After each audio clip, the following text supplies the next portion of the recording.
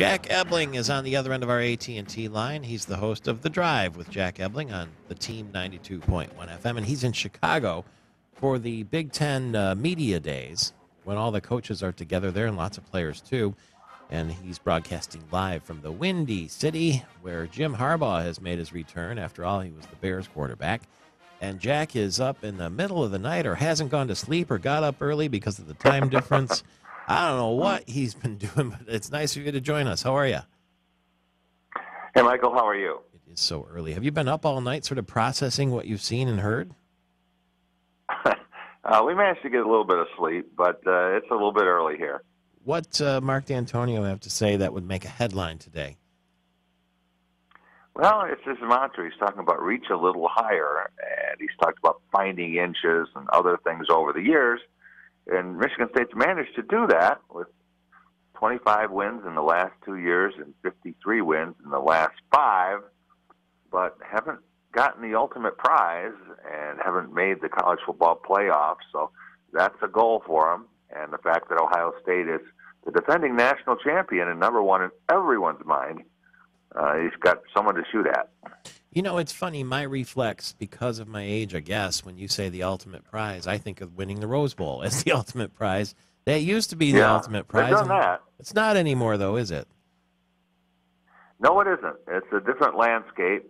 Michigan State able to win 4 straight bowl games, including the Rose and the Cotton, New Year's Day the last 2 years, but it's not quite what people are shooting for right now, and some people say if you don't make the playoff, then you haven't really done your job. So that's the goal for Michigan State, and to do that, probably going to require a near-perfect run. Certainly some very tough challenges with Oregon coming in here, eagerly awaited game on September 12th, and then the matchup with Ohio State on November 21st. And of course, there's always the Michigan game, and a trip to Nebraska, so a lot of challenges ahead for this team. The Michigan coach, Jim Harbaugh, is going to take the podium this morning, I guess. I don't know if you've run into him or not. He's bounced around. They said on Tom Waddle's radio show that was his teammate back when he played for the Bears. I presume that interview went better than the Colin Cowherd interview.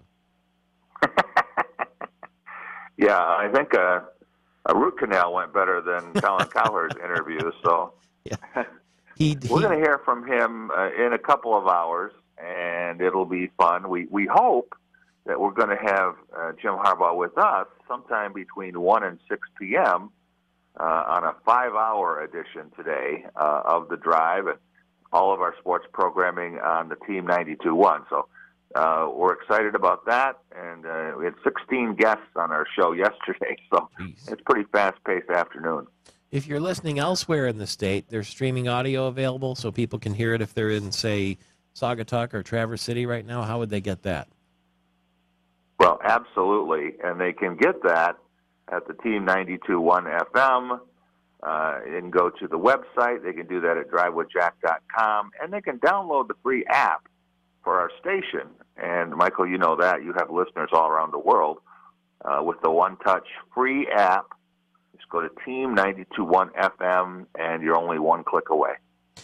Jim Harbaugh is saying, I have to do a good job. This is personal. It's more than personal. Obviously, he played football and grew up on the sidelines with as Jack Harbaugh's son, running around there with Bo Schembechler and what. Even Urban Meyer is saying there's a buzz at Michigan now, the Ohio State coach.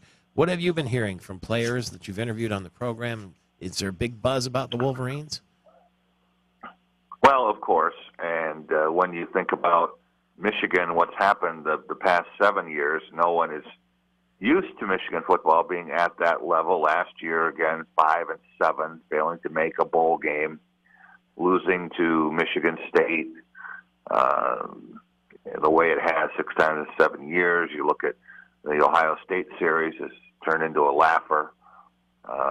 Ohio State winning 12 of the last 14. So there are a lot of things there for Michigan to improve, and I'm sure Michigan will improve. But Jim Harbaugh is a terrific coach.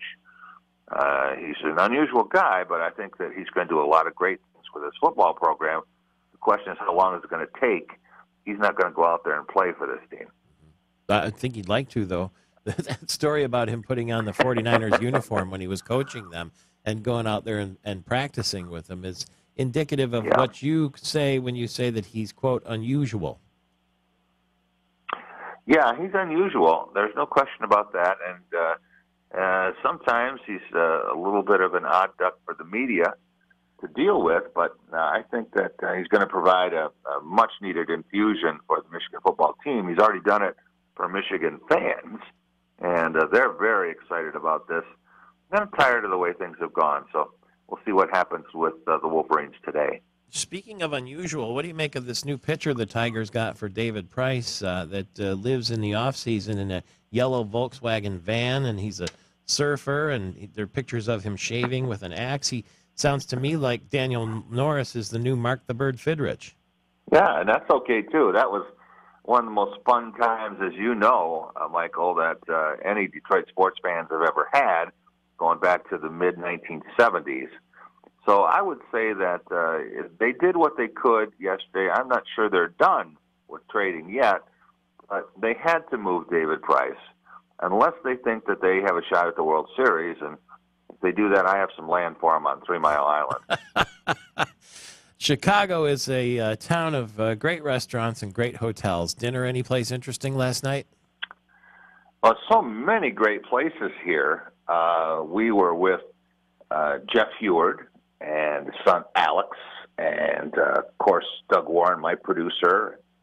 And so we had a lot of fun last night, and we were at a place called Rock Bottom down off of State Street. So we had a lot of fun and managed to make it back to the hotel in decent shape.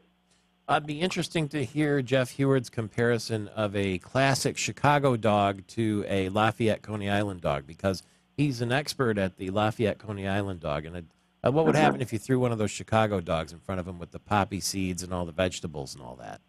He wants to try that before we head back? Good. I think he should, yeah, and then we get a good comparison from him. I'm sure that we'll be stopping for some food sometime before we head back. We're going to be on the air, as I said, for 5 more hours. So if our voices hold up, we'll be doing all of that. Tom Crawford, my partner, Blue Belly Tom, and Matt Charbonneau of the Detroit News, Joe Rexroad, Graham Couch. We're going to have a lot of people with us today and some great interviews. We're going to, as I mentioned, try to talk to Jim Harbaugh and Jim Hackett, new athletic director at the University of Michigan. Mark D'Antonio is going to be stopping by.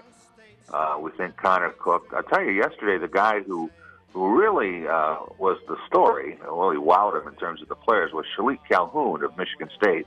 Second straight year he's gotten the Best Dressed Award. Well, he's getting ready for the NFL, obviously. Thank you very much, Jack Ebling, The Drive on 92.1 FM, and that's where you can hear this program as well on the weekday mornings.